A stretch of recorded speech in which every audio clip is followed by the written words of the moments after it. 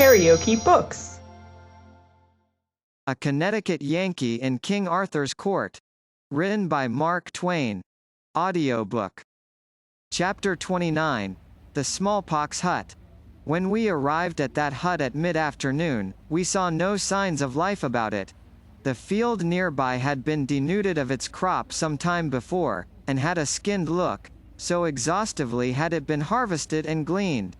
Fences, sheds, everything had a ruined look, and were eloquent of poverty.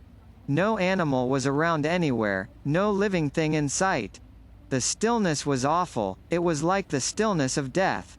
The cabin was a one-story one, whose thatch was black with age, and ragged from lack of repair. The door stood a trifle ajar.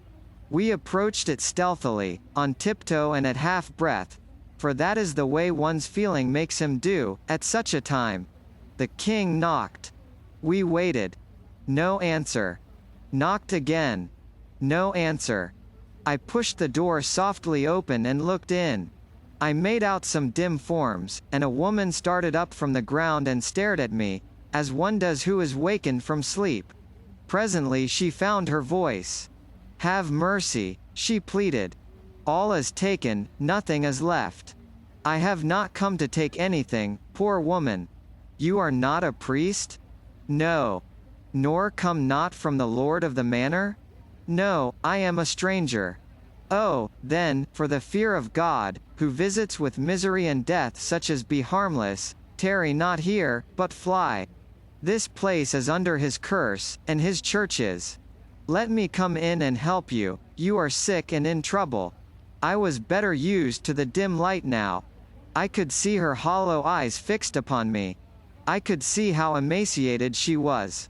"I tell you the place is under the church's ban. Save yourself, and go, before some stragglers see thee here, and report it. Give yourself no trouble about me, I don't care anything for the church's curse. Let me help you. Now all good spirits, if there be any such, bless thee for that word. Would God I had a sup of water. But hold, forget I said it, and fly. For there is that here that even he that feareth not the church must fear. This disease whereof we die. Leave us, thou brave, good stranger, and take with thee such whole and sincere blessing as them that be accursed can give." But before this I had picked up a wooden bowl and was rushing past the king on my way to the brook. It was 10 yards away. When I got back and entered, the king was within, and was opening the shutter that closed the window hole, to let in air and light. The place was full of a foul stench. I put the bowl to the woman's lips, and as she gripped it with her eager talons the shutter came open and a strong light flooded her face. Smallpox.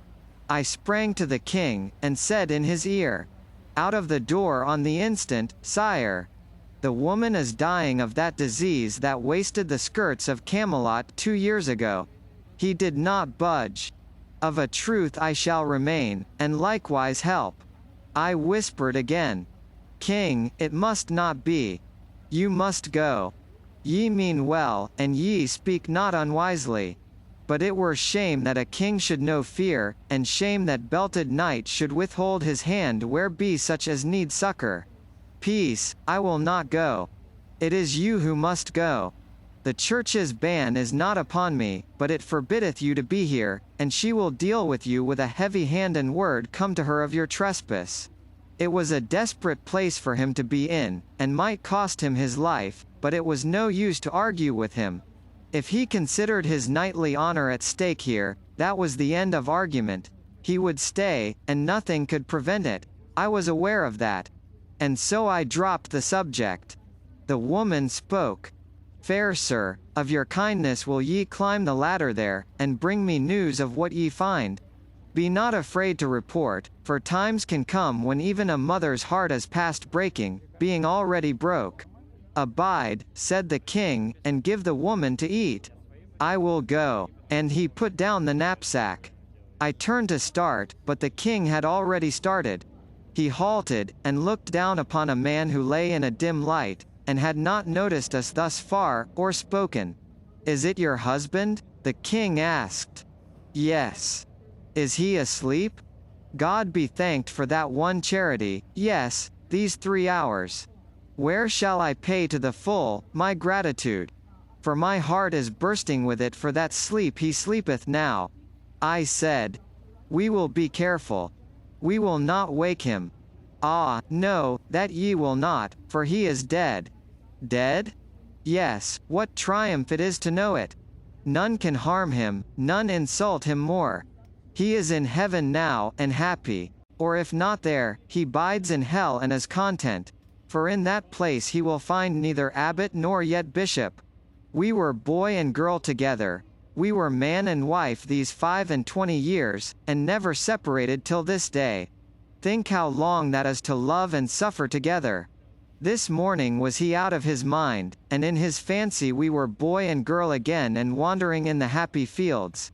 And so in that innocent glad converse wandered he far and farther, still lightly gossiping, and entered into those other fields we know not of, and was shut away from mortal sight.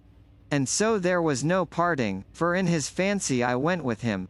He knew not but I went with him, my hand in his, my young soft hand, not this withered claw. Ah, yes, to go, and know it not. To separate and know it not. How could one go peace, fuller than that? It was his reward for a cruel life patiently borne. There was a slight noise from the direction of the dim corner where the ladder was. It was the king descending. I could see that he was bearing something in one arm, and assisting himself with the other. He came forward into the light. Upon his breast lay a slender girl of 15. She was but half conscious, she was dying of smallpox. Here was heroism at its last and loftiest possibility, its utmost summit. This was challenging death in the open field unarmed, with all the odds against the challenger, no reward set upon the contest, and no admiring world in silks and cloth of gold to gaze and applaud. And yet the king's bearing was as serenely brave as it had always been in those cheaper contests where knight meets knight in equal fight and clothed in protecting steel. He was great now, sublimely great. The rude statues of his ancestors in his palace should have an addition. I would see to that, and it would not be a mailed king killing a giant or a dragon, like the rest. It would be a king in commoner's garb bearing death in his arms that a peasant mother might look her last upon her child and be comforted. He laid the girl down by her mother, who poured out endearments and caresses from an overflowing heart, and one could detect a flickering faint light of response in the child's eyes, but that was all. The mother hung over her, kissing her, petting her, and imploring her to speak, but the lips only moved and no sound came. I snatched my liquor flask from my knapsack, but the woman forbade me, and said, "No, she does not suffer, it is better so. It might bring her back to life. None that be so good and kind as ye are would do her that cruel hurt. For look you, what is left to live for? Her brothers are gone, her father is gone, her mother goeth, the church's curse is upon her, and none may shelter or befriend her even though she lay perishing in the road. She is desolate. I have not asked you, good heart, if her sister be still on live, here overhead. I had no need. Ye had gone back, else, and not left the poor thing forsaken." "She lieth at peace," interrupted the king, in a subdued voice. "I would not change it. How rich is this day in happiness! Ah, my Annies, thou shalt join thy sister soon. Thou'rt on thy way, and these be merciful friends that will not hinder." And so she fell to murmuring and cooing over the girl again, and softly stroking her face and hair, and kissing her and calling her by endearing names. But there was scarcely sign of response now in the glazing eyes. I saw tears well from the king's eyes, and trickle down his face. The woman noticed them, too, and said, "Ah, I know that sign. Thou'st a wife at home, poor soul, and you and she have gone hungry to bed. Many's the time, that the little ones might have your crust. You know what poverty is, and the daily insults of your betters, and the heavy hand of the church and the king." The king winced under this accidental home shot, but kept still. He was learning his part, and he was playing it well, too, for a pretty dull beginner. I struck up a diversion. I offered the woman food and liquor, but she refused both. She would allow nothing to come between her and the release of death. Then I slipped away and brought the dead child from aloft, and laid it by her. This broke her down again, and there was another scene that was full of heartbreak. By and by I made another diversion, and beguiled her to sketch her story. Ye know it well yourselves, having suffered it, for truly none of our condition in Britain escape it. It is the old, weary tale. We fought and struggled and succeeded, meaning by success, that we lived and did not die. More than that is not to be claimed. No troubles came that we could not outlive, till this year brought them. Then came they all at once, as one might say, and overwhelmed us. Years ago the lord of the manor planted certain fruit trees on our farm, in the best part of it, too, a grievous wrong and shame. But it was his right, interrupted the king. None denieth that, indeed, and the law mean anything, what is the Lord's is his, and what is mine is his also. Our farm was ours by lease, therefore 'twas likewise his, to do with it as he would. Some little time ago, 3 of those trees were found hewn down.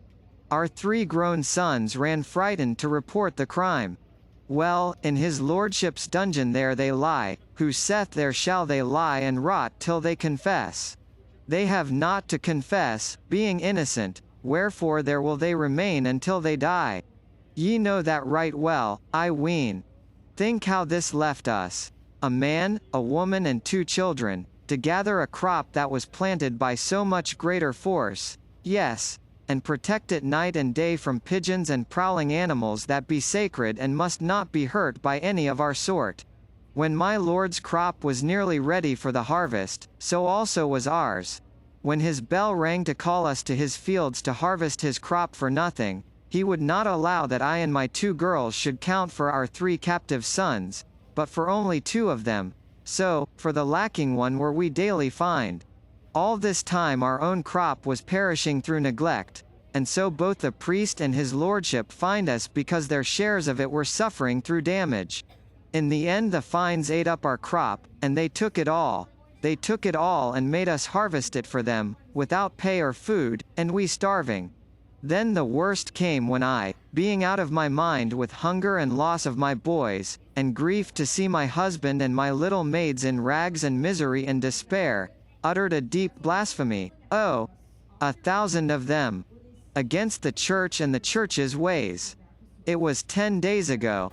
I had fallen sick with this disease, and it was to the priest I said the words, for he was come to chide me for lack of due humility under the chastening hand of God. He carried my trespass to his betters, I was stubborn. Wherefore, presently upon my head and upon all heads that were dear to me, fell the curse of Rome. Since that day we are avoided, shunned with horror.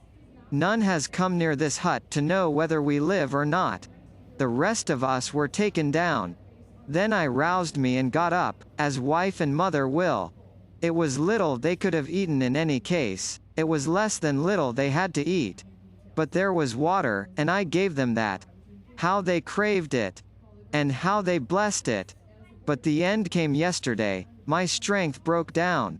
Yesterday was the last time I ever saw my husband and this youngest child alive. I have lain here all these hours, these ages, ye may say, listening for any sound up there that. She gave a sharp quick glance at her eldest daughter, then cried out, "Oh, my darling," and feebly gathered the stiffening form to her sheltering arms. She had recognized the death rattle. KaraokeBooks.